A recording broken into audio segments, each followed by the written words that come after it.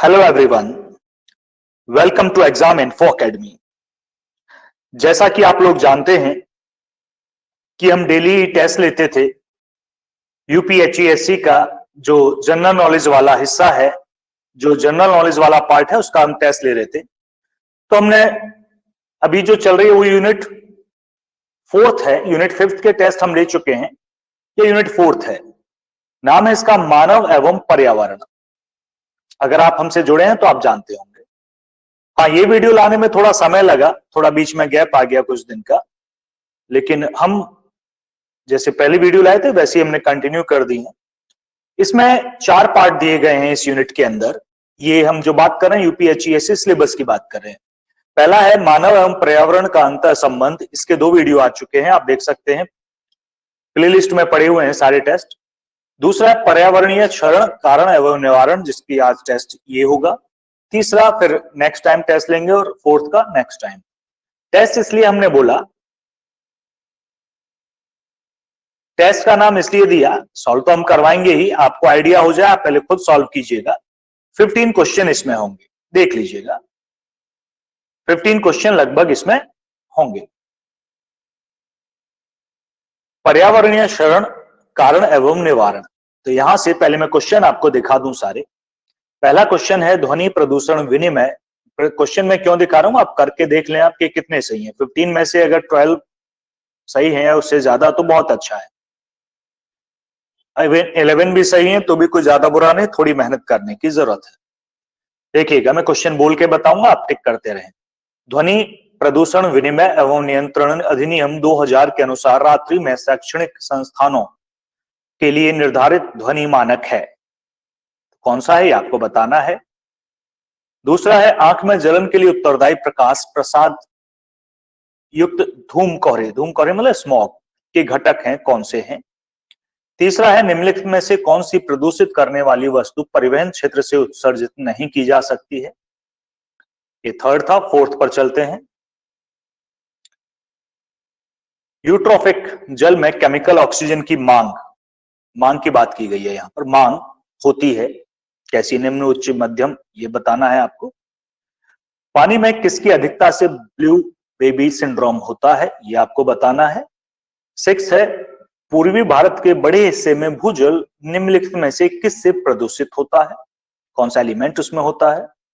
7 है महासागरीय जल में कार्बन डाइऑक्साइड के सामान्य वांछित स्तर से अधिक अवशोषण एवं विघटन होने के साथ क्या होता है, ये भी बताना है आपको। 8th पर आते हैं। Question number 8। भारत के शहरों में धूम मतलब स्मॉग में मुख्यतः शामिल होते हैं, क्या शामिल होते हैं। महानदी डेल्टा की भूमि की उर्वरता गोदावरी डेल्टा से कम होने के कारण क्या है। मृदा में प्रदूषण का स्रोत निम्नलिखित में से कौन सा नहीं है। डायोक्सिन किससे उत्सर्जित होता है। नेक्स्ट पर आते हैं। Question number 12। क्लोरोफ्लोरोकार्बन CFC से आप बुलाते हैं का स्रोत कौन सा है। 13th पे आते हैं। तापमान में वृद्धि के साथ जल निकाय में विघटित ऑक्सीजन अंश है, क्या होता है उसका। क्रोमियम की कौन सी प्रजाति पानी में विषैली हो जाती है, ये आपको बताना है। नेक्स्ट पर बढ़ते हैं। 14 के बाद 15, लास्ट क्वेश्चन है ये। तमिलनाडु के तटीय क्षेत्र में पेयजल की कमी का कारण है, मतलब इनमें से कौन सा है। तो आप समझ गए होंगे। अब हम आंसर बता रहे हैं, वेरीफाई कर लीजिएगा। चलिए पहले से शुरुआत करते हैं। ध्वनि प्रदूषण विनिमय एवं नियंत्रण की अगर हम बात करें 2000 अधिनियम के अनुसार, हम जो बात कर रहे हैं 2000 अधिनियम के अनुसार की बात कर रहे हैं, तो इसमें जो है शैक्षणिक संस्थानों के लिए निर्धारित ध्वनि मानक है। शैक्षणिक मतलब शांत जोन में ये आता है, बिल्कुल जहां आवाज ना हो।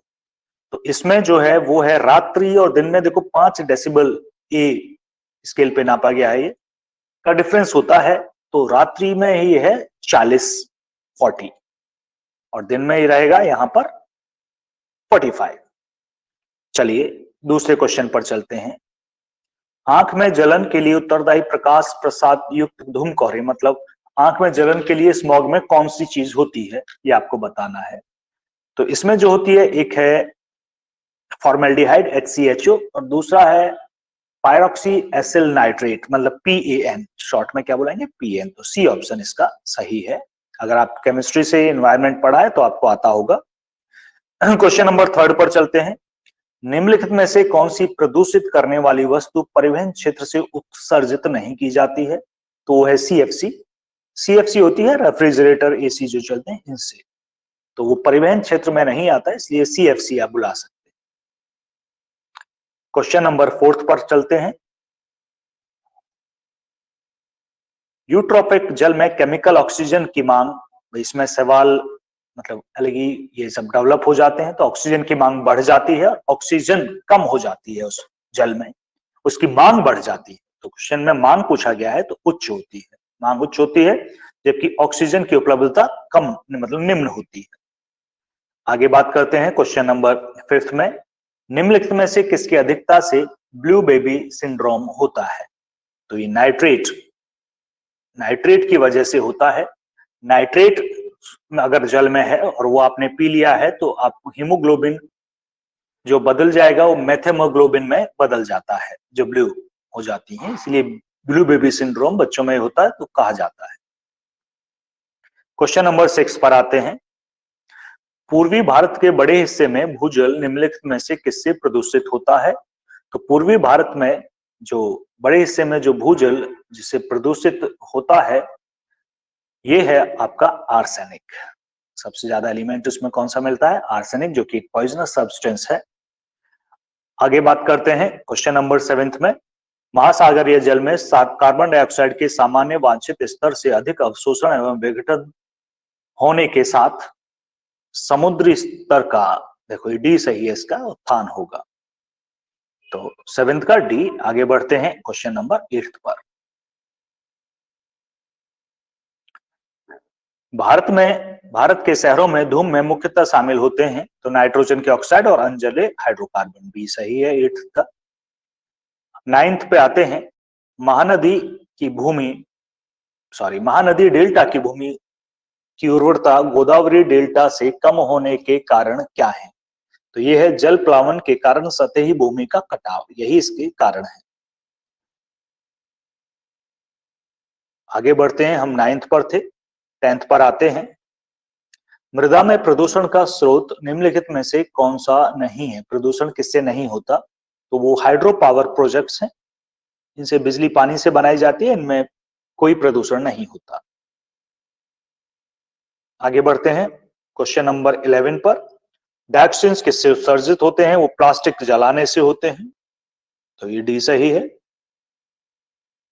12 पर आते हैं।